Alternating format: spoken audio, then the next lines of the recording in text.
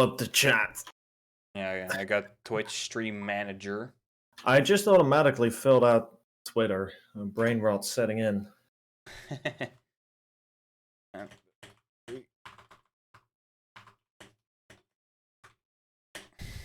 Excuse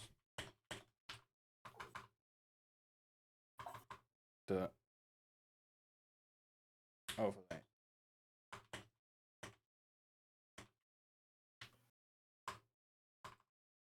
Oh boys, what's happening with our scenes? Yeah, it's because not enough people are here yet. Our scenes are kind of scuffed. But what if I just? All right, that doesn't help. I don't think. It only helps a little bit. Maybe if I go up instead. Yeah, no, that don't help either. But now you can see my eyes peeking out on the J3 scene. Yeah. Hello? Hello? Okay, we got. Damn Romanov looking different. That she's not here yet. We're still waiting on the others. Yes, we are still C4 waiting. should be here 5 minutes. Oh, hold up! Your Discord is up. Oh God! Shit! Shoot! Oh, leaks. Leaked. Yeah, it turns out that we actually, fellas, we've been exposed. We do actually have a Discord where we plan these. Yeah, this is actually planned. This is not off the cuff. Just like no, free ball we didn't just we're not about to just like ring up Romanova, ring up C4, be like, hey, join us in the conference call. So glad you could make it. A little spontaneous event going on. It's not actually the case. I know. No. We actually do. We have a little bit of effort, just a tiny bit. See, this is the amount of effort we do. But for those that do notice, I do have a shiny new microphone, and I also have a shiny new mixer that allows me to do this. Oh damn, yo, Jay, you can't say that on stream, dude. You piece of bro, Jay. Okay, I can't say that's toxic. That girl's toxic. It's going too far, man. Oh, we already got 5 people in here. Gee, wow, guys, why are you watching? This is so scuffed already. We got mods in here. Is what we got. Oh Hecky, Omni, you didn't follow the channel yet? Oh my god, yo, I'm gonna have to unmod this guy. You for real? Are you for real, bruh? My quality improvement is crazy. Thank you. Oh, now I see why it says that I'm not followed. It's because I'm not logged in on Twitch. I can't join in the chat either. Hold on. I should fix that. What can I do with this? Oh, I haven't even made like channel rewards. Is that so? I guess I do like stuff like put like the thing on your message, highlight my message, that's the thing. And like unlock an emote for like 10 minutes or something. I don't know how that's. Damn, dude, my email. Hold on. I'm scuffed right now. I mean, the whole stream is scuffed. It's fine. Oh, stream is scuffed. Guests are scuffed. Can I? If I put I put my mouse like on your forehead. Now it looks like you're TN, but instead of a third eye, you have like a mouse pointer. You know what? I'll take that. Like an extra finger on your forehead. You look like TN, he said, and I was sold. Where do I send my money? Oh, by the way, is Pan clear to the chat? Because I did have to lower the chat volume drastically. So let me know if Pan is a very audible. I have to enter a Twitch authentication thing and everything. Good Oh lord. Yeah, you got a 2-factor, 2FA, bruh, 2FA. Keep it safe. Yeah, keep it safe. Use protection. Use protection when you go out and stream. Okay, there we go. I'm logged in again. My god. C4 should show up any second, and let's hope Roma does it as well. Would be kind of awkward if she was like, no. I hope she's gonna show up. Okay. Yes. Now, actually, I'm subscribed as well. I was. You are? Oh yeah. Shadows like dropped by like 2 weeks ago and gifted like 2 subs. 2 or 3 Yeah, which seconds. means I'm subbed. Thank You God. have See, a I support emote. this channel. You can use a emote. A emote. Let's go. It's The hype one. the J hype. I got my own hype one as well. Hold on, where that? For my own channel. If you're tier 2, you get this one. And if you have tier 3, you get this one. I like this one. That's a nice pog, dude. Yeah, pog? that's my own personal pog channel. Poggers? Is that how you say poggers? Apparently so. I've also got this one from a certain Nuzlocke run. Tonio. Yeah, Tonio, man, Tonio. Fun fact: he didn't actually do shit. I need to pay 25 euros if I want to use that emote. Like, yeah, man. No, let's not do that. Let's not do that. It's worth it, man. Support the creator, the guy who hasn't streamed in 3 months. We live in Rona times. Do you think I really have money right now? I mean, I have money to buy a mic, I guess. I have. With that said, anyone want to buy a Blue Yeti? I mean, it's sitting here doing nothing. Anybody in the market for a Blue Yeti? Anyone in the market for a Blue Yeti? Going, you got $20. $20 going once, 25, 30, 30. Listen, this microphone cost me a lot of money, so I'm like, yo, why are you in my spot? One sec. I need to sort out my yep. Yeah, we are all in the wrong spots now, but hello, C4. Cool. What's good, man? Hello. Yeah, man, I'm good. You need to go. Oh my god, everything is scuffed. Everything is going going tits up. Oh, C4 isn't in a good spot now. Oh, but I was in the good spot. Oh my god. Okay, now we're still waiting for. It's because C4 hadn't turned on his camera. Yeah, that's what's going on. Yeah, okay. Yeah, of course, because C4 is like on the top of the C. C is the first letter alphabetically, so that doesn't make sense. Look, I'm in the right spot now. Don't worry about it. Literally, don't worry about it. I'm in. You're sort of in your frame, not entirely. Yeah, look, don't worry about like the the Tanjiro and the Dio stuff. That don't matter. Don't matter. Alright, so now we're still waiting for Roma. I haven't heard from her, so let's hope she shows up. We'll be kind of awkward if I like hyped everyone up, like, yo, we got Romanova as a guest, and like, womp womp. Only slightly awkward. Only a little bit. Let me boost C4 up a little bit because he does sound a little low for me. Chat, how is C4? C4 was a little low for me as well. 1 2 1 2. He's still a little soft. I boosted you up on Discord, so.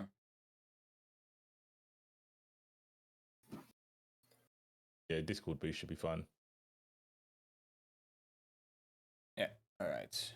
Testing. It's still a little bit, but that could also be because Pan was super loud for me. So what we're gonna do.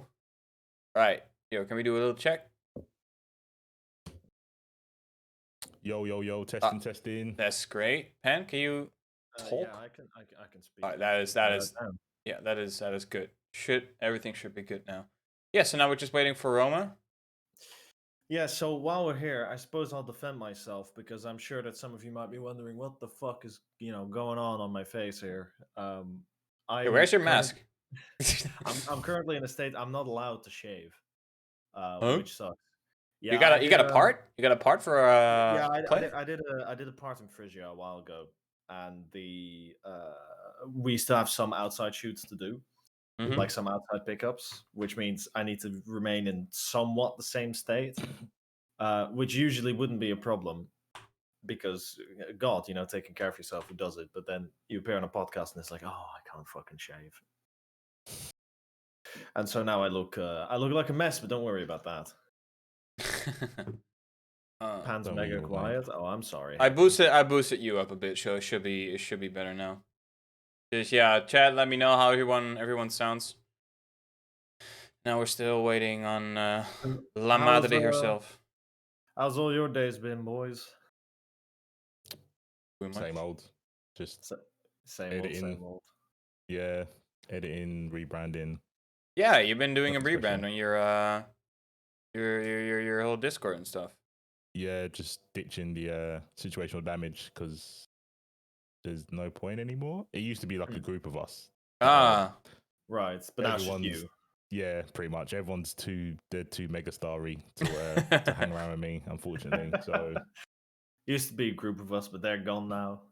Yeah, I mean, they're still like my best friends in the FGC. It's like Jammers and Theory Fighter, but they're all too big now to be associated with me. So wow. I let them go. I let them free. So, like, okay, fine. Yeah, I saw your I saw the vids you did with Kendeep. I saw the podcast you did, C4s, right? C4s, yeah, super clever, right?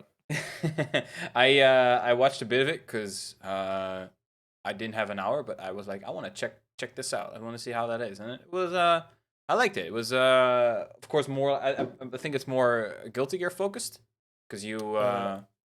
Yeah, just because that's where I know Kendip from. I've got other ones. I've done one. I recorded one with Jammers, and I've recorded one with Falcon. I don't know if anyone knows him. The guy who did We Play Mortal Kombat commentary. Right. Right. Like he's at UFL, right? No. Yes, yeah. So I'm just gonna do podcasts about anything. That one was on go. The one with Jammers is about information in FGC, so like content creating and commentary. The one with Falcon is playing and commentary because he's like the best. I think he's the best in the UK at Power Rangers, randomly enough. He enters Power Ranger tournaments and he smokes everyone in that whilst commentating Mortal Kombat. At the like Power of the Grid, you mean? Yeah, Power of the Grid, yeah. I've been meaning to give that a try. That game is wild. I have not touched it with a 10-foot pole. I think it's too.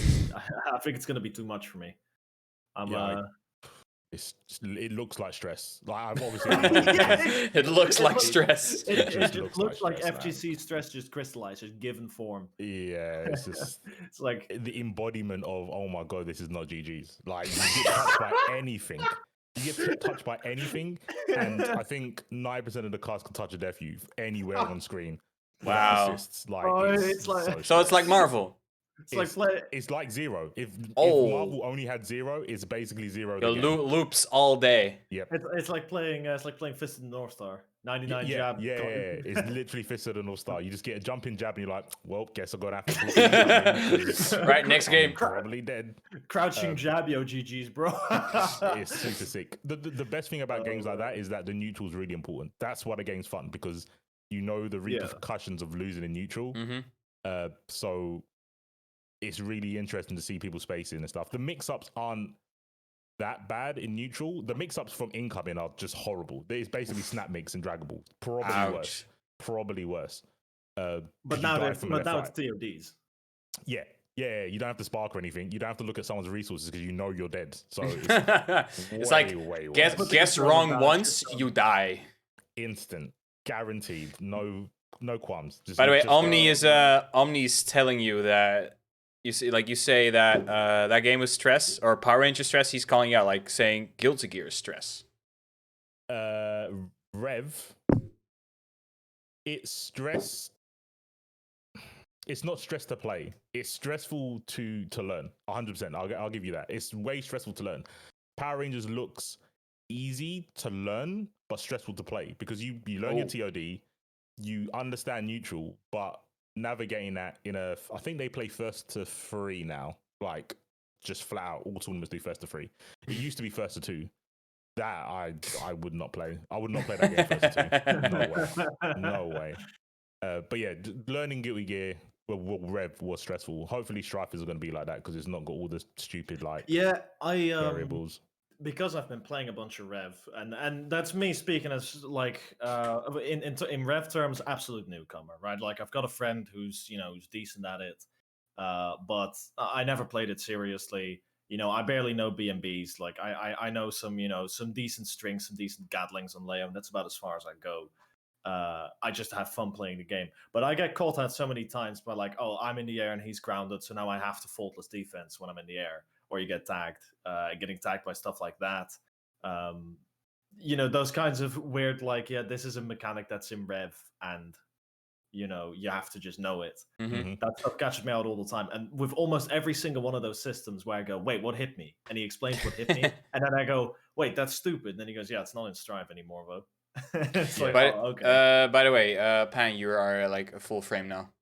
Oh, okay. I can sit Because in the middle again. I think we're just gonna start the show. No Romanova yet. Let's hope she shows up. Maybe because of course, for those who don't know, Romanova is from the U.S. She's from Georgia, so maybe she got her times mixed up.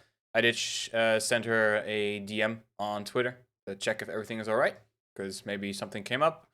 And of course, if something goes wrong or something in your personal life is wrong, it just comes up. That's no biggie. Just check it. I was just checking with her, but I guess we'll just start the show. Because yeah, I mean, guess we'll just have to. I did say we start at 8 p.m., so it is already 8 p.m. CET. Yeah, So the time zones have changed. I had to oh double yeah, check oh everything as maybe, well. oh shoot, you're right. Ooh, yeah, they should take Maybe summer she's time. actually like coming on 9. That would, That would stink, but that would. I mean, it's fine, whatever. like, That's if my the case- bad, to be honest. If that's the case, we'll just have to roll with it. Though I saw the question from Hecky in the chat. What game do you reckon is the hardest mix? Just like straight up. But what do you mean by that? Like the hardest defense or the hardest mix to learn? Like, what's the angle Yeah. on that question? I'm guessing he means to block. I'm guessing, but let's Yeah, find out. sure. If I would say Marvel, but I don't think unblockables count as hard to block. 'Cause they're Well, just I unblockable, would right? say Marvel, but then again, I always talk about Marvel because Dragon Ball and Marvel were the only 2 games I played. A little bit of Street Fighter 4. But yeah, I would say Marvel is the hardest to block. Like, not just Marvel 3, but I think like the entirety of, like, starting from Marvel 2. I think Marvel is like the hardest game to block because you got, I think Magneto's overhead is like jumping light.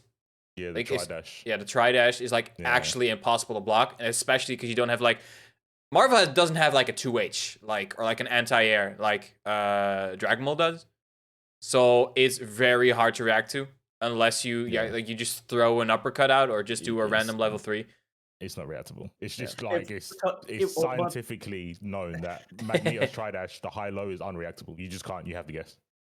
And then you got like but if we're looking at the hardest singular piece of mix in any game, right? So we're not looking at like the general mix, because I think in the general mix, I think Marvel's king, because there's a bunch of characters that can do that kind of like nonsense to you. I mean, they can do solo 50-50s on incoming. Like when you play Zero, you just do you time your lightning, and it's like not even the player that does the mix-up know which way you have to block. But like, what about like Nappa restand? So there's like a 6-way mix. I mean, you can spark out of it. The thing with restands, I can't remember who I was having a conversation with. It might have been Plug, while I was saying restands aren't actually that good because then you give your opponent the ability to reflect. Good point. Right. I mean, Nappa restands are good, but sometimes I'll see him play and he'll be like, they're mashing reflects. Like, well, they know you're going to restand them, so why would they not? They can't block it. So you might as well guess left, right? They're not about to block this shit. They're not about to block it, so you might as well mash reflect. Other than Zero, because outside of Zero, I would say they're just unblockables or hard to escapeables.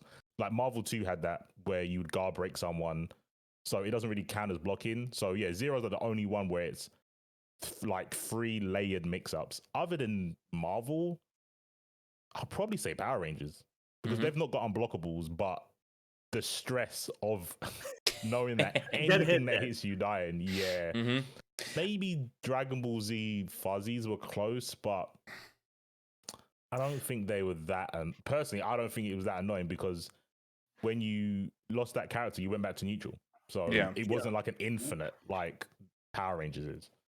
You lose that character, you go back to neutral. It's, well, neutral-ish. I wouldn't call it neutral because if you die in Marvel, your opponent gets Dragon Ball. Oh, Dragon Ball. Oh, sorry, my bad. Yeah, my bad. Go back to round start. Yeah. Okay. Fair enough. You go back to round start. DBFZ also has the spark, of course, which is our free "please let me out of the corner" button. Get out of jail free card. Yeah. Yeah, it's like it's your one get out of jail free card. I saw Omni mention Yun, like Street Fighter 4 Yun. I don't think But then Street Fighter 4 Yun is not as degenerate as Street Fighter 3 Yun, so yeah, I would agree. If you can deal with Yun in 3, you should be able to deal with him in 4. Yeah. Wait, those were the twins, right? What's the other twin again? Yun? Yang. Yeah. Yeah. Yeah. I think Yang was worse in Street. Oh yeah, Yun. Okay, okay. Yun, yeah, the up kicks one, the Toll, that one. The one with the hat. Yeah. Toll, The one that. I think Yang. I preferred Yang was very cool. dangerous as well, and of course, oh my god, El Fuerte. El Fuerte had the dumbest mix-up with like his ground pounds. Yeah, especially. Yeah. Oh, I should probably put Skullgirls in there as well. Makes sense. I guess. Did you guys see that clip from the Kill Sage's stream? Perfect. It was playing solo Beowulf. Mwah. Chef kiss, mate. Oh, just Hold 40 that. seconds straight. Peacock. The Peacock game plan to perfection. Yeah, I love zoning, so I'm gonna say hold that. The thing is, he won that set. So that's why he didn't show it. I watched it live. He won the set.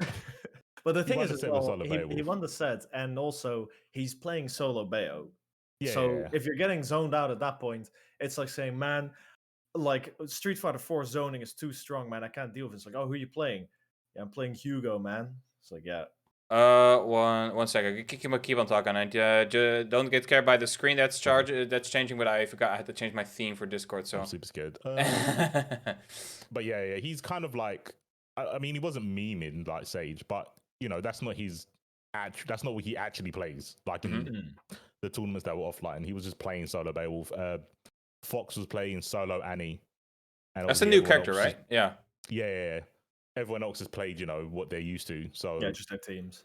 Yeah, I mean, Bayo is the worst character in that game. He's super viable. You can definitely win with him, obviously, because I think Sage got second. I think he lost in the grand finals to Fox. But even though he's the worst character in that game, he's still super viable. Like, very much viable. Who's like the best character in the game, according to the community right now in Skullgirls? Since people have like started playing it, people are saying Peacock, but I think that's just because new people are playing the game. Like, they don't want to. The people from Dragon Ball are coming over to Skullgirls like, where's my super dash button? Why do I have to be full screen? I have to block all these projectiles. I personally would say it's either double. Could be Annie now, because Annie's ridiculous. Just rolling everyone to death. It's hard because you'll see a lot of double, a lot of big bang, and that's mainly because of their assists. And then point characters, there's Parasol, that's super strong.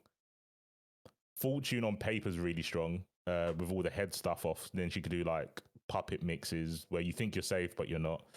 It's really hard. But I probably would say Parasol because not Parasol, double. Her assist is godlike. Her combos are easy mode. Her mix is easy mode. And she's got a safe DXC with cat heads. Like, she's super, like, and simple, on top of easy, all that, strong. You can pick the Republican skin and free piss everyone off. That as well. It's free taunts. Because the thing is, people always say, right, don't put taunts in games. Like, Smash turns off taunts online and shit. Do they? I never knew that. Yeah. You can't taunt when you're playing quick play, but people will still teabag the shit out of you. And if you teabag, you will notice. And I don't do it because I'm not toxic, but sometimes you get a little toxic, and then you end up teabagging, and you'll see that people start making mistakes instantly. So if you pick a character that pisses people off, you're one step ahead. Like, look at the sets that Justin Wong has won because people get pissed off because of the way Jay Wong plays. Yeah. It's like, oh, he's playing lame, I'm pissed off, and then I just slip up and start making mistakes. Yeah, it definitely overextends.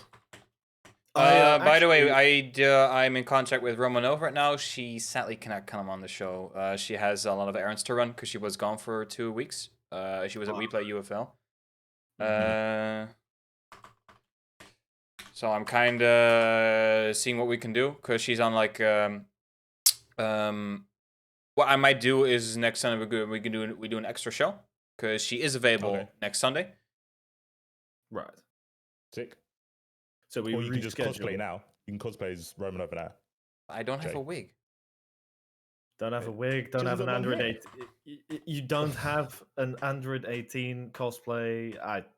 I don't think Jake. I might have a. Wait. Hold up. I do have something that might work. Hold up, I'll be back in a second. I don't know what he's about to whip out. It's gonna be cursed. I'm gonna make this prediction here. It's gonna be cursed as hell. Oh, there you go. You got an Android 18 figure. Oh, okay, that works. That works. Okay. I can't hear you. One second. I have actually I went to Gamescom in 2018. I want to say 2018. Yeah, 2018. And there was a Dragon Ball tournament. Dragon Ball Fights tournament was relatively small, but I won. Actually, I won a tournament. I can say I won a tournament. Damn. And you got first place. Yeah, I got first place. People there were not very good, but that's neither here nor there. That's neither here nor there. But you I won a figure that my girlfriend doesn't really like because she's not into anime. But I won a Android 18 figurine, and it's rather nice. It is also a pretty degenerate figurine, must be said. I mean, I can see why your girlfriend would like it with the booby. There's two very big reasons she doesn't like it very much. But yeah, I mean, I can point out the camera, and I mean, respect to Romanova, she does have a very, very accurate and well done Android 18 cosplay ammo. Yeah, she's got good cosplays, man. Mm-hmm. I like her. She did the daughter from Johnny Cage, Cassie Cage. Cassie, yes. Yeah, she has a nice Cassie Cage. But yeah, it looks like so far she has said that we can do next, that she will be on next Sunday.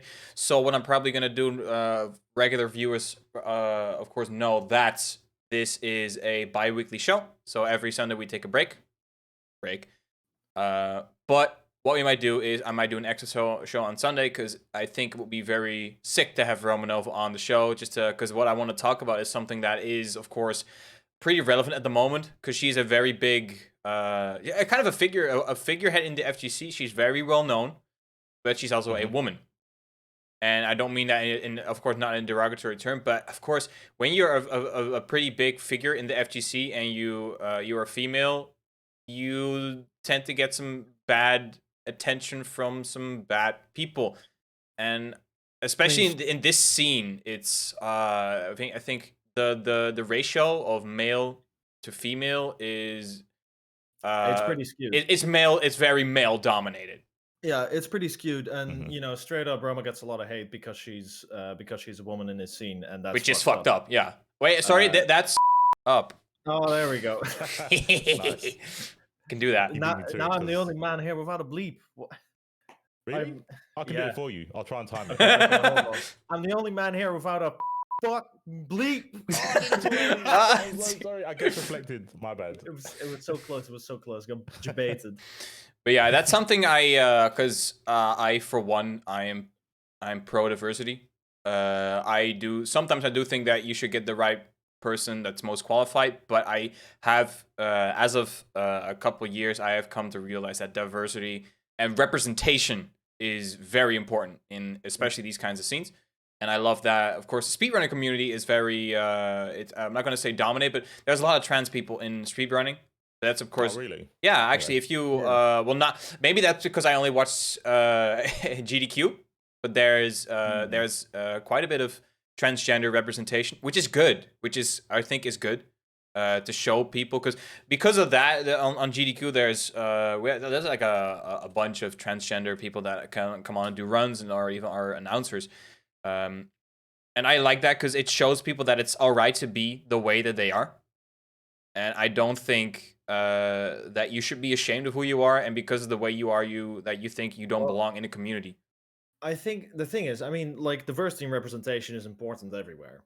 But when it comes to video games, when it comes to esports of any variety, so speedrunning, you know, FGC, like shooters, MOBAs, anything, is that I mean, at this point, gamer as a term, I would not ever call myself a gamer. Yeah. Gamer is widely associated with epic gamer racist. moment, dude. Yeah, like being a gamer is widely associated with being racist, with being transphobic, with being homophobic, with like all these terrible things. And the thing is, anytime that you see someone who does identify as a gamer, all too quick they like check those boxes. So you know, like we could sit here and pretend that it's not a problem, but it straight up is. Mm-hmm. So it's, you know, it'll be interesting to talk about. So I'll look forward to next Sunday. Yeah. At least. But Yeah, we'll save our ammo. Yeah. For the big show. So I'll do a selfless kind of plug, even though it's really old. I did a podcast with a lady called Red Bean, who's part of a team in the UK called ELF, East London Fighters.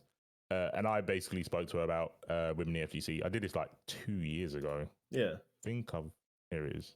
Yeah, I'll drop it. It's a long one. Again, a lot of my podcasts, you need to have like 2 hours to throw away of your life. So if you like commute somewhere, or you got cleaning to do or something. I mean, most of Trash Talkers episodes take like 1.5 hours, so they probably would have an hour and half an hour extra.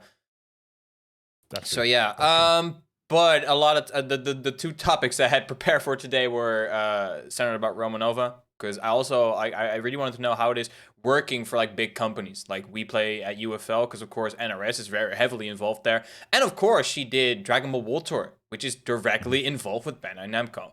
But yeah, since she sadly couldn't come on, which is I've done kind of big stuff. Oh, okay. Let's go C4. Big Got in yourself the up. Let's smallest go. way. So the two biggest things I've probably done is obviously Dragon Ball World Tour, and I did ESL. For, that's pretty big. Cutie Gear, but it was like the subsection of ESL. It was like pools in the backyard. Yeah, basically, yeah. Me and Theory Fighter did European basically tournaments. I think it was bi-weekly on his channel, and they used to like fund it a little bit. But it was all like super passed down mess. It was like Chinese whispers from the top. So it was hardly ESL at the point by the time it got to us. So, but it was esports. It was esports. It was definitely esports. You gotta cross your arms. Only then it's esports. That's If you won, you had to cross your arms. You couldn't hold the trophy. You had to just cross your arms. But and then they put the trophy, the trophy in it, like this. Yeah, but nowhere near as somebody big screen cap that. Oh God, no! Oh God, yo, that's gonna be on the internet forever. Screen cap it, spread it around, put it on Twitter. Don't you dare do that. But yeah, I mean, we can also just like shoot the shit, talk about whatever we want. I mean, shoot. Yeah, sorry. Oh man, there you go. Language. But yeah, like for those who haven't noticed yet, I got a shiny new microphone and a shiny new mixer that allows me to bleep myself. And I hope I sound better than I did before. Otherwise, that will be a giant waste of money. Nah, way better. Way better. Sick. I mean, biggest thing I done. I saw Heki mention GAD, which GAD is cool, man. But the biggest thing I done is the Celtic Throwdown. Yeah, that was sick, dude. Was the grand finals? With I mean, that was sick. That was sick to do. I felt a little carried by Dunk, but it's hard not to. I was gonna say, but like the thing is with Dunk, Dunk can gas himself up, but he also gasses the other commentator, because he's just like he will. The thing it brings an energy. Yeah, the thing I like about Dunk so much that he's a very adaptable commentator. Like when he commentates with someone he has never commentated before, you will not be able to hear it, because he's like clay or like slime. He can mold himself to be the commentator he needs to be at that moment, which I like about him. I think I did GAD with him as well once, or it was CBK. I can't remember. I did a event with him, and I liked it with him very, very much. I hate it because I feel when I say it to him, it's like I have to, right? Because me and him, I was obviously commentating before Dunk came into the scene, but when Dunk came in, me and him would do Winner Stays On, so offline stuff, and like on my channel.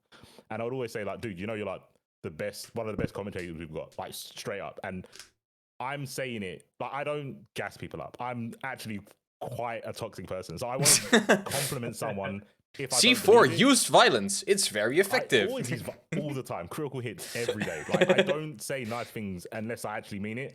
And I said it to him, I was like, I commentated with jammers a lot. Like, and you're on that level, even though this is like, I know he used to commentate MOBAs and stuff, but I was like, you're one of the best commentators because you are like a ditto. You just mold to every other commentator you sit with. But because it's coming from me, he's probably thinking I would just say that because he's my friend. But he is actually, he carries me. He's like the best commentator for carrying people. I can't commentate with anymore. It actually it will ruin my career. And I've done it with like Tyrant and Damascus, and Dunk actually carries me. Even when I don't want to get carried, I'm saying I can walk on my own, my dude, but he will still carry me because he's so good at commentating. He's just so good at it. Yeah, I would like. You sit yourself down in the booth, right? You're like, okay, I'm gonna bring my big energy. I'm gonna, I'm not gonna get carried today. I'm just gonna go in hard. And then Dunk sits down next to you. You're like, oh shit, I can't keep up. He's way too good, man. He's way too good. He was commentating, I think it was last night on Pred's channel or the night before. There was a money match on Legendary Pred's channel, and he was yeah, I saw that. Wasabi. Yeah, it obviously goes with his night shift stuff, right? Because he does NBA. Right? Yeah, because it started at like 1 a.m. and he sounded super energetic. So yeah, it's he's turned into a vampire. But he's still super sick at commentating. I mean, it's insane what a can of Red Bull or Monster can do to a man. True, very true. Enough cans of Red Bull will turn a man into a beast. That sounds like you'll literally start glowing. That sounds like an Arxis round start. Yeah. By the way, if we're gonna shoot the shit, I want to talk about something. Okay, hold on. I got myself one of these. I joined the Hitbox clan. Snap. I mean, I didn't get. Okay, so I'm a moderator in like my national. I'm a moderator in the NLFGC Discord. I'm a moderator. I'm very active there. I chat with like almost anyone, and we have a marketplace kind of chat where you can just like sell stuff like sticks. There's a lot of people when they got multiple sticks at some point you're just gonna want to get rid of one because it takes up space. And he was like, "Yo, does anyone want a free MDF hitbox frame?" I was like, "Sure, I'll pay for shipping." And so I got in contact with him. He's like, "Yeah, sure, I can send it." And I'm like, "Yeah, now I just need the buttons, wires, and the PCB." And he's like, I can sell you the buttons." And he sold me all the buttons for 30 euros. And he gave like the wire with free as well. So I had everything except for a PCB. And I was like, screw it. I'm just going to buy a Brook PCB. Might cost a bit of money, and at least I know it's good. So I bought a Brook P4 PCB, not the Universal Fighting Board, because that's like 100 euros. And I did have some money to spend, but not that much because I wanted to buy the shiny microphone. So and of course like PlayStation 4, like if you got like Steam controller emulation like all checked, it will just pick up any controller you hook up, and it's like, yo, now it's a PS4 controller. Now it's an Xbox controller, and it works great. So I got that, and I've been using that for mostly Dragon Ball. For exclusively Dragon Ball for like almost 2 weeks now, 1 week and a half. And dude, oh my god, I feel like I'm unchained. It's the story. I'm not trying to take away anything, but everyone says the same thing. I badgered RMZ to do it for years. Right. What I used before? Dragon Ball. He used stick. He used stick. He played Dragon Ball on pad, and I was like, just play on hitbox. Like, it's just better. Like, there's no argument. You know it's better. I know it's better. And then he went, okay, cool. Season 3, I'll get the hitbox. Obviously, COVID hit, but he got the hitbox. He was like, why I was not playing the same game. He wasn't. When you play on hitbox, everything changes. I can't say it enough. And the only thing that helps is people like Jay that are in that zone where they're transferring from whatever they played onto hitbox, and they're like, it's just better, because you can't really explain it, but everything is just better. Everything's easier. Everything feels more precise. It's just better. Okay. Everyone should do it. So what I used before, it's something that's a little similar. I used this. It's a Venom, of course, as you can see. But I got like a Wasp module, which sadly has Cherry MX Browns. I hate Cherry MX Browns. But it works. I like that. I wanted to try that because IADs on a stick in Dragon Ball is pain. It's straight up pain. I mean, I tried playing Dragon Ball with a stick for about 2 hours, and since then I've used my stick for Street Fighter, where it belongs. and I still played DBFC with a pad.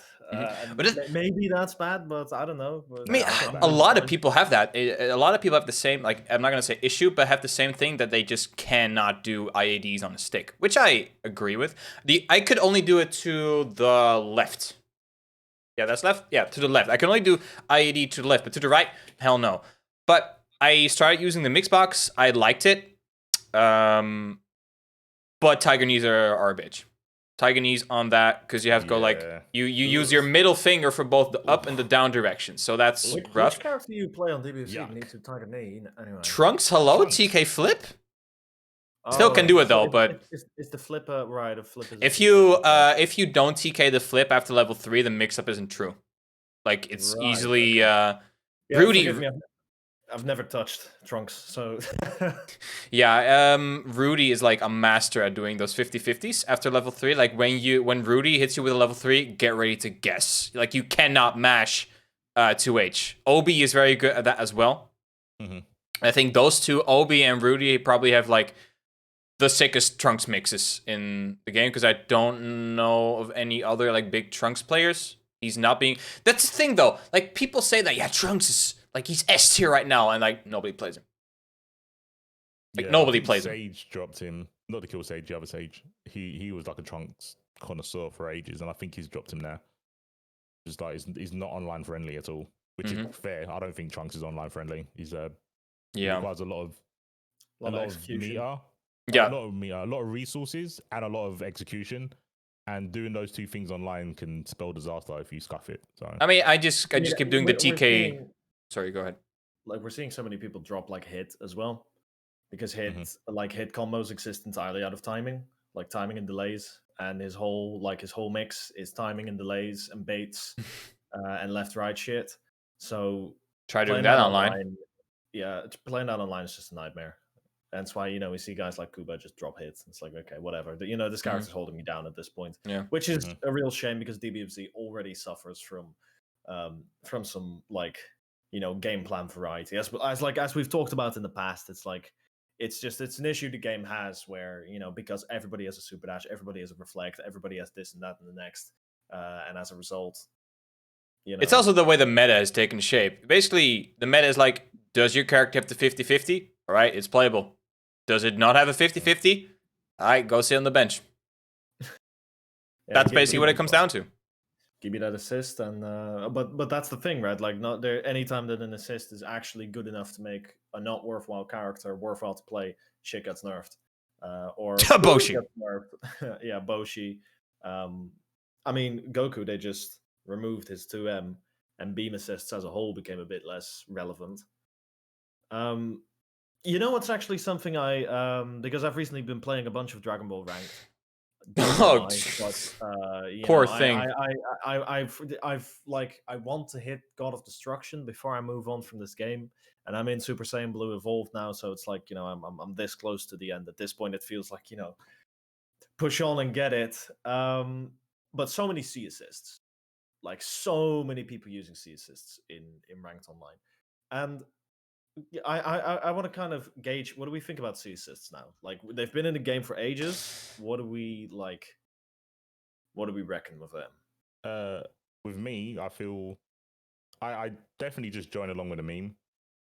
It's funny about them being bad, but I feel to be good with a C assist shows that you're not self-conscious, because you can out neutral someone without an assist. I think it's just easier to go, oh, I can spam this assist and not have to wait. I think it's a self-conscious thing, a self-esteem thing. I'll play. If I had a really good C assist, I would just use it and go, I'll just have to be better in neutral.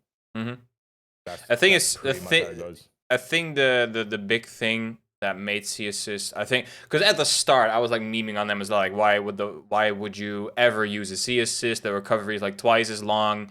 You might get a confirm, you get an extension maybe. But then came the C-beams. And I think the C-beams is one of the big reasons why people use them. I see like some people use Trunks and Ender 21 C as well, because they give a massive amount of block stun, like 50 frames, which is insane, almost like a full second. And what I do think, though, like, of course, when I'm in ranked and I see triple C's, I'm like, okay, easy clap. I really, literally think easy clap. Wait till he uses assist, just block. He has nothing. You out neutral him for free. But when I play against my friend Reza, which is a very good player, and he uses Kid Boo C, I'm like, oh, now I cannot press buttons at any time because he will call Boo C. I get hit once and I get a full combo on my face. C beams are the most tilting thing in Dragon Ball. Yeah, honestly, C beams. Like when every time you see Super Broly online, it's like this man's gonna be rocking C assist, and lo and behold, it's a C assist. It's not even his best assist IMO. I think B is so much better. It's not, but I mean, I don't know. For my use case, it's the beam. It's the tall, like he stood up, so the beam covers a lot, and it tags you so easy, and every time it tags you, it feels so cheap. It feels like God. Like there was no thought, heads empty. You just clicked C and hope that would get a tag, and it did, which means means that I'm bad. But I have to hold that. You have to hold it. Have to hold the L. At the same time, those C assists, man, they can be so frustrating. I think there's not many characters where C assist is their best assist. I think Broly is the closest. I think S Broly is the closest. I think fair enough. A assist people hate. It's good for my team because I get grounded confirms with like dive kick and stuff with Vegeta. But in actuality, it's not that good. His B assist is okay. It's good for up close. I like it over C up close. Yeah, up close. But then you might as well have C assist, right? For up close, because when it hits, you're gonna get a combo. Yeah, fair enough. I think he's the only character that's like that though. I think every other character, their A or B is either better or does something completely different. Like Gotenks, like all his assists are good. They all do something unique. And then you got characters like Trunks, where it's like the C assist is good if you want like was it like the 50 frames block style? Yeah, 54, I think. Is it 54? Yeah, but or that could be 21 as well. I'm not sure. Around 50. I'll look it up. I think one of the characters I see with the highest ratio of C assists, when I see him, and it's not often, is Frieza. Like almost every Frieza I run into is running C assists, running the rocks. Thing is, I think if you think a bit, if you think about your team construction, if you want a good Frieza team, he should honestly be able to use like his A assist. Like the A assist has nice extensions with it, but your team has to be able to use those. Mm-hmm. By the way, Trunks C is 50 frames. Oh, what did you say C4? I think I know that. Yeah, they nerfed Frieza assist. I think that's right. They nerfed his A. Yeah, I mean, I haven't played it in a while. There's his B as well. His B is the ball. His B's like big. It's a better Big Bang, and his A assist is the worst Napper. So he's got two assists that are worse versions of something that's already done. Maybe his B assist is a good version of Big Bang actually. I think his B assist can actually hold you down for a bit. Like if you get like a bouncing knockdown in the corner and you have Frieza B, then it can bounce into a Dragon Rush, that kind of stuff, or bounce into an extension because it holds them for a bit. But at that point, you may also just as well use a C assist and open them up to more recovery. And have like C assist for Frieza is such an easy an easy no jump zone thing because it's slow. Yeah, exactly. It's a slow moving projectile, and if it tags you at all, then full combo time. It's a C assist. Yeah. So I think Frieza C is cheap. Is I think what it is. It's like the B assist is probably better because I see Yuri mention as well that it's got lowest block stun assist in the game, so you can like auto combo tick throw off the. But that is, I think that's so situational. People keep saying, yeah, B assist is actually good because you can get tick throws. Like how many characters do have like a tick throw auto combo? It's UI, Zamasu, Trunks. Actually, no, that's a hit. I think. Oh no, sorry. Trunks gives it to people. Trunks, Trunks gives it to people with CTF. Yeah. Yeah, see, but I mean Frieza B. The thing I like CTF a lot more over B because CTF like covers the entire screen.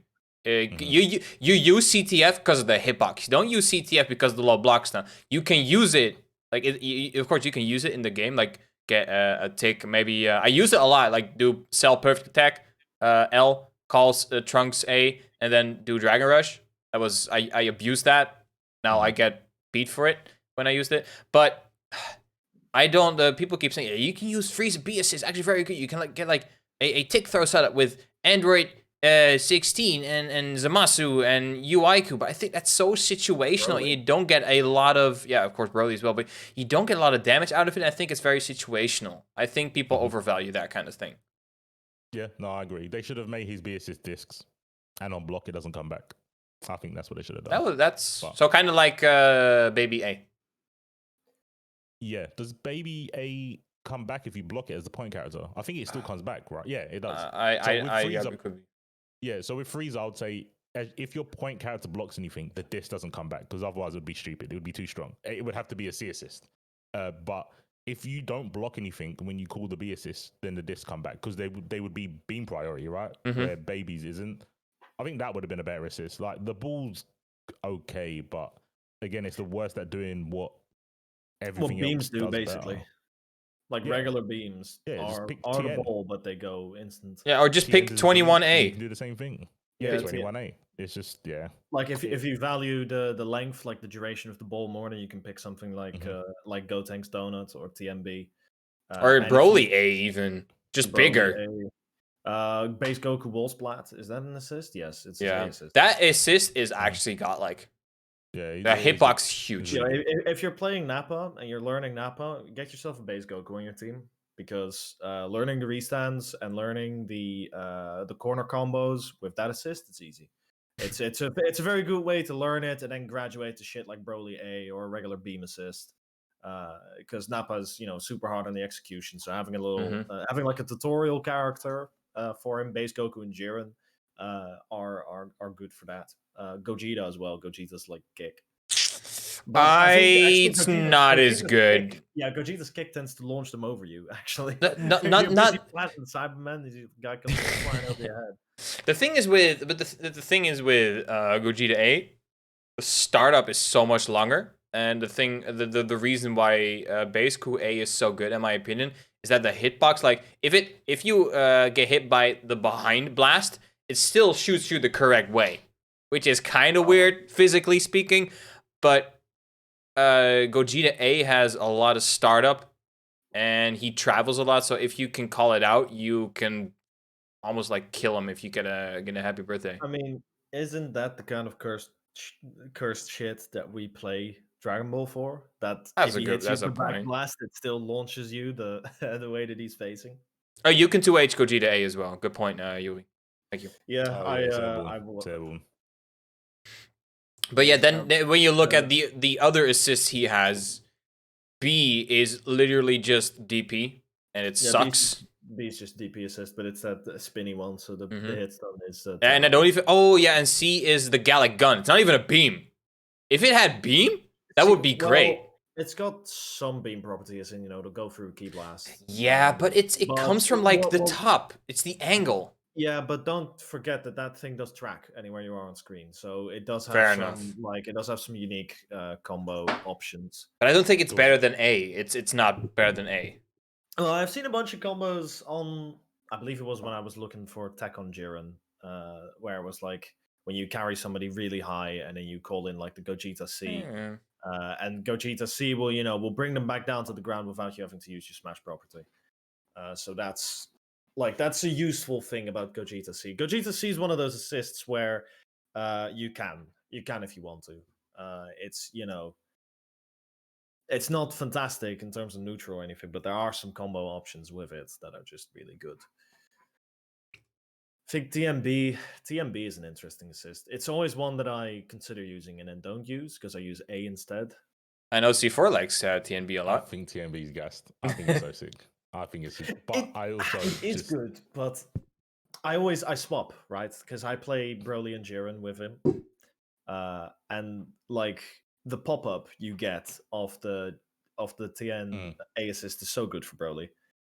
Like any kind of stuff where you're slapping somebody through the air, you can just slap them down into the beam into Super Dash. You can slap them into the beam into Dragon Rush. Like maybe it's just a convenience thing. It's easier at the time, and it works for all the combos that I have.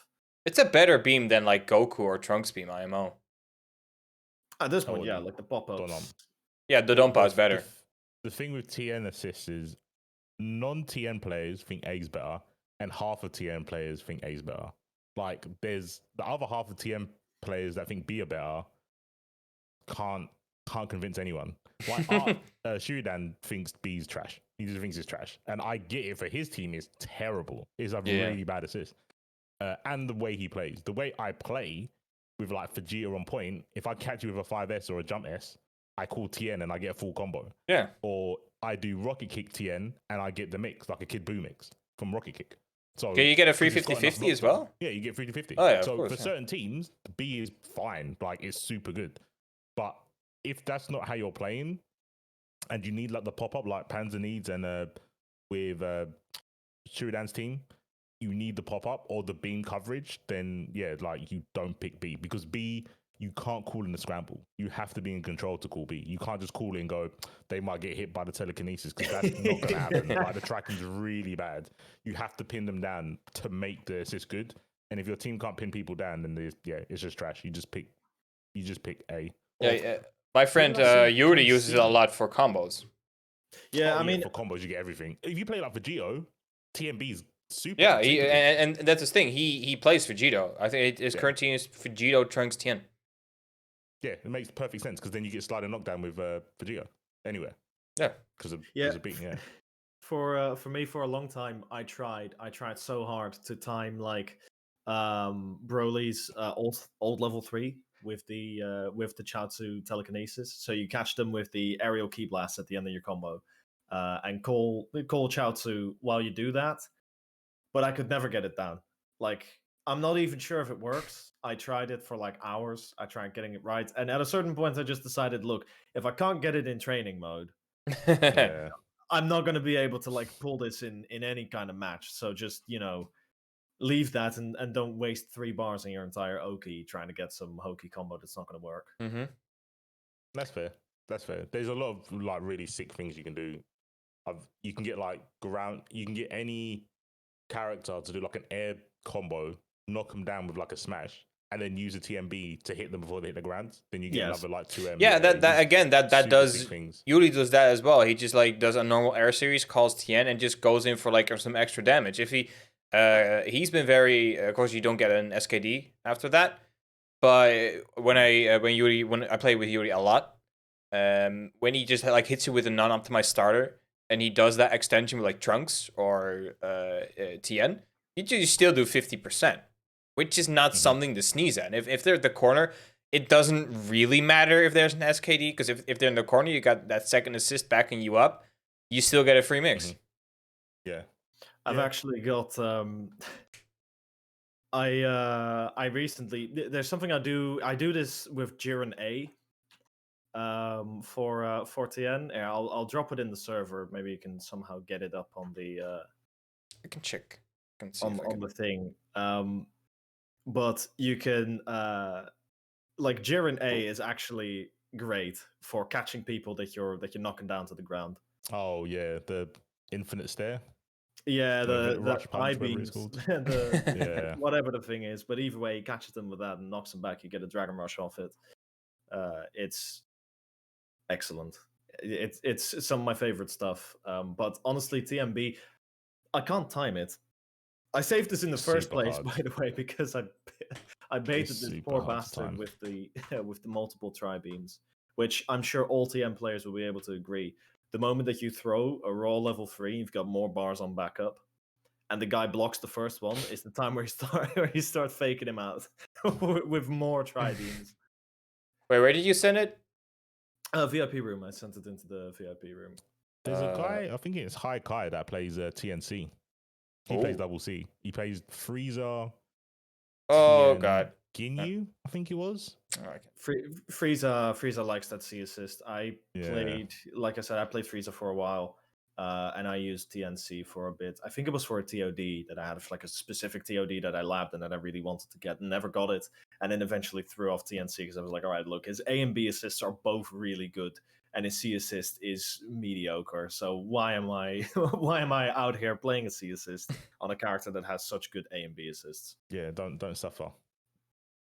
By the way, I'm still in contact with Roma. For as far as I know, we are probably gonna get a second show next Sunday.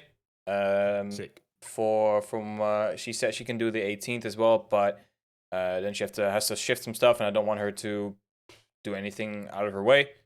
So for now, I've suggested that we do another show next Sunday, where hopefully she can be on, because I really want to talk with her and stuff. Because of course we all know Roma. She's a lovely person, actually. You can say whatever you want about her commentary. You can have your opinions. That's fine. But if you follow her on Twitter, she's a very wholesome and nice person. And everyone that I've talked to that has spoken, like as Kuba said 2 weeks ago, she's a very lovely and nice person. So I really want her to have her. I really want her on the show. Yeah, so that's a small update. Another update, by the way, I've discussed this with Pan, but C4, you probably know of this as well. Of course, we're going to get some changes to Wanted in a couple weeks, because this Tuesday is basically French Nationals again. Basically. But yeah, after that one, it's going to be a bit different. And Damascus has said that for the undercard, he wants the CBK commentators to come on. So for the first show, Cert and Nick V, both well-known CBK commentators, will be on commentating the one undercard. And if everything goes right, me and Dunk will be on the week after. So this is not the only channel you will see this ugly mug. Gonna be seeing it on He put Damascus. the list of the commentators. I didn't even know you put lists up of the commentators that are going to be in before you could send him a tweet or something. I think I missed that, and he will put you on the list. But I think I've reached. I'm not sure if I did, but at least he knows of my existence as a commentator, because he has watched CBK a couple times. Of course, C4. If you if you pulled that list from the C4IQ, I'm not actually on the CBK commentator list. Oh, maybe that's why you're not on that. Because he does. You cannot give yourself the role in his Discord. So maybe that's why you're not on it. Wait, hold on. Let me check. I'm checking real quick. Yeah, I'm not actually on. It says Nick V, Watabi, Dunk, Rip, Free Half Boy. Is that Big where you Rip. got it from? Oh my! I didn't tell him to get it from there. I'm gonna put you on there now. Let him know. I want to be on London. But yeah, so that's actually, I think that's kind of sick, because of course CBK is a way to get yourself into a commentary seat. Of course, for those who don't know, every Monday evening there's CBK. If you want to get into one undercard, that's your premier spot to go to. For those who don't know, probably the people watching this do already know this. And Damascus has said that he wants to give the CBK commentators their own spotlight as well on Wanted, which I think is a super nice and sick thing to do. It's because Damascus, as far as the DBFZ community goes, is the gift that don't stop giving. Yeah, I mean, that's true. Like, we've got one... Especially for Europe, though. Mostly Europe. Well, yeah, of course, because, Corona, he's not Santa Claus. He can't, he can't magically ride his sled across to the US. I mean, he has a beard. He's got a beard. He's halfway there, but, he's done so much for EU players, working together with CBK and all that.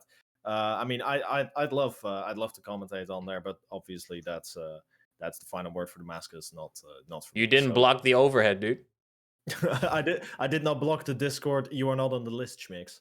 I'll throw my weight around. I'll get you one, Panzer. Don't worry. Let's go C4. Let's go. I mean, I don't know who said it, but someone said half the work is just showing up, and Pan just didn't show up. not on the. That's my bad. Oh man, I've been showing up to everything. I'll get you on there. I'll throw my clout around. I'll use my trump card for a change, and I'll be like, "Come on, man, Damascus." You've heard his voice. Put him on there. Where's Roma? Nick, if you just tuned in, for the people who just tuned in, Nick is in the chat, where the is Romanova? I'm gonna keep using it. I love it. Sadly, she was not able to come on the show today. She had some plans mixed up, but I am in active communication with her right now. Most likely thing that is gonna happen that is we're gonna do an extra show next week, and if everything goes right, she can be there on next Sunday show. Or if that doesn't work out, we're gonna just of course, when we normally do the next show, which is in 2 weeks, she can be on there. But I am in communication with her right now to see whatever works for her and what's the best for her. Because I do really want her on the show because she's a lovely person, once again. And I think it will be very interesting to talk to her. But yeah, and right now we're just like kind of shooting the shit. So kind of a laid back show. Though, speaking of shooting the shit, I took time out today because I did have somebody over for Easter. And I told him, yeah, I'm gonna have to do a show at 8, but like be back in like 1.5 hours or so, something to that effect. However, there is no Romanova, and we are shooting the shit. So I was wondering, how we were planning for the rest of the show to go. Not that I'm in a hurry to get out of here or anything. So that's why you just want to leave. You just want to get out of here. Yeah, man. Fine, I can do it with C4. We'll just play some. We'll just play some Dragon Ball for like 50 minutes, and we'll be done with the show. Secretly, I actually hate the show. I want to be off of it all the time. That's why I keep coming back, and why I keep coming back on. Damascus and the DM. Yo, never mind, bro. He's actually whack. What? You didn't invite me right at the start? No, man. Nah, fuck that. Out of here. I mean, I'm out of here. Don't care. But yeah, I've been thinking, and yes, it did hurt for those asking. Damn. No, I wanna lay this idea because I've been thinking I might want to do like a tournament series for Trash Talkers. Oh man. And not a weekly thing. I don't want to steal your fire C4, of course, because that's your thing. But like, I don't like an actual like tournament, like maybe every month. But only if like there's Cyber Series Revival. Oof.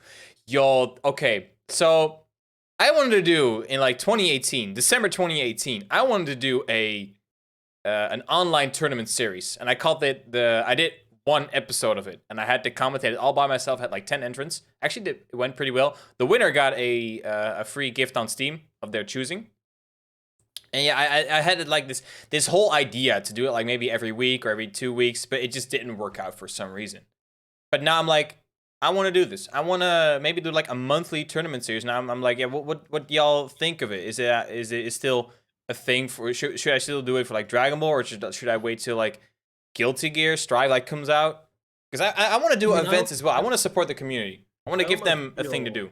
I almost feel personally like you don't have to like limit to a game necessarily, or even wait if you're thinking about Strive. Like, I mean, I'd say for now, Dragon Ball is the where we talk Dragon Ball here. We invite people who play Dragon Ball. It's the podcast is called Trash Talkers. Like we got a DBFC playing community. Mm-hmm. So I feel like Dragon Ball would be a good place to start. But if you got you talk a lot of Marvel, if you got enough people for a Marvel tournament, yeah, why not do a Marvel tournament? I talk a lot of Street Fighter 4. I talk some Street Fighter 5. We've had Mortal Kombat 11 on the show. We talk about a lot of fighting games on this show. So it could be cool to see if we can get something of a variety hour. Almost. I was thinking about Marvel as well, yeah, because I played Marvel 2 days ago on Parsec, and dude, it's great. Marvel on Parsec is actually super playable. I love it. I have played some Marvel on Parsec. Sadly, I'm held back by the fact that I am trash at Marvel, and everybody who I play at Marvel has played Marvel for the last 80 years of their life. So it becomes difficult at a certain point, to find your entry. So same as getting back into Street Fighter 4 now. Is I played it when I was 14. I played it for ages when I was 14, and now when I play it, I'm like, yeah, I'll pick Abel and roll around a bunch and match that people. People doing red focus attack that cancel bullshit on me. It's like, bro, I'm not ready for this anymore. I'm an old man. Give me time. Give me time. I can't see. I think as long as you do games that you enjoy, then just do it. Like I can't. Well, I could. I'm just too lazy. But my favorite games, like fighting games, I haven't done something for more because I know someone's doing it already, and the games are dead. Like my favorite games are MVCI and Cross Tekken. Someone's already doing that. Someone's. I think it's. Someone does a weekly for MVCI, and Cross Tekken there's like a bi-weekly, and they get a Furby to stream it. So NYC Furby, Young Art. Oh wow, that's pretty cool. Young Art does it. So they're my favorite games. Then it's Guilty, and then it's Dragon Ball. So I'm cool with just doing Dragon Ball. I think now because of Parsec, it would make more sense to do some of those older games like MVC3. I think if you did an MVC3 thing with Parsec, people would end it. I think there's a tournament right now, actually. Let me just double check. Really? There's so Tampa Never Sleeps is a US group. Mm-hmm. But today, right now, they're streaming a European tournament for UMVC3. Oh. There used to be Tales of Mr. E and Chrome Alchemist. They used to have 5 nights a week. I think it ran for like a month. 5 nights a week. They opened their Parsec and they did it from like 7 till 7. Wow. 7 at night till 7 7 at night till 7 in the morning, where they had their Parsec open and open lobby, and people would just come in and play games. That's sick. Yeah, and they said they got people they never knew like jump in and play and get wins. Like, so if you want to do MVC3, it's definitely doable. It's still, even if it was just Europe, especially if you've got Parsec, like there's no reason not to do it. The thing is, setting up Parsec servers, you have to like rent service, right, from AWS or something. If you're using Amazon, I think, but if you use Google, you get like a bunch of free time. I've got a Google one, and I was gonna do it for CBK. Mm-hmm.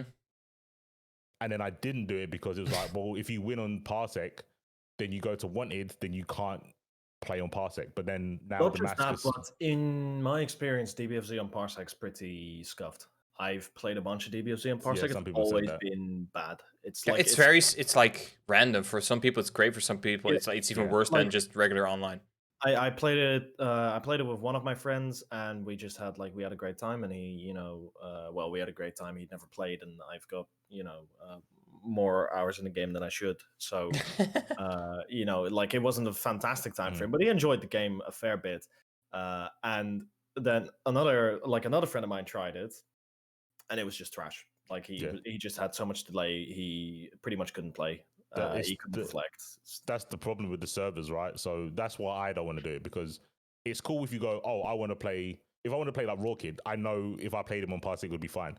But when you've got 5 or 6 players that haven't played each other, and you're going, we're all going to use Parsec, there's still going to be an issue between one of them. If it's a 1v1, it's fine, because you can just ask the 2 players to test it, see if it's better. If it's not, you both play on net play.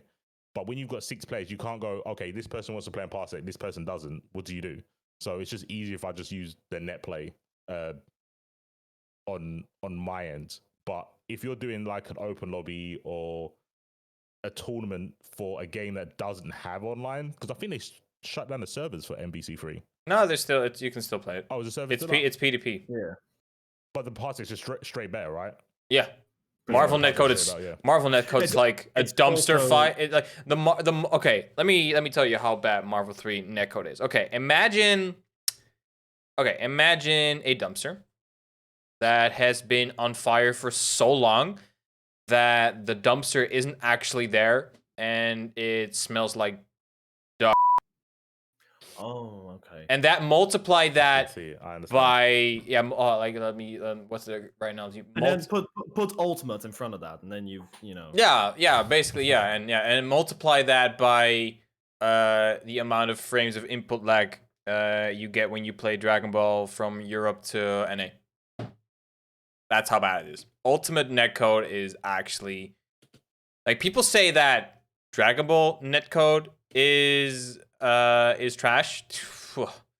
Dude, Dragon Ball netcode compared to like Ultimate Marvel netcode is actually like amazing. Yeah, it's pretty much unplayable. I wouldn't say unplayable. I mean, I have played a lot of Marvel Online. It sounds Online. like you're saying unplayable. On PSN. It sounds like I played on PC. I only played on PSN. Sorry, on PSN it was unplayable. All right, so yeah, PSN, especially on PS3. Okay, so I started playing Ultimate on the Vita, and that's Wi-Fi only.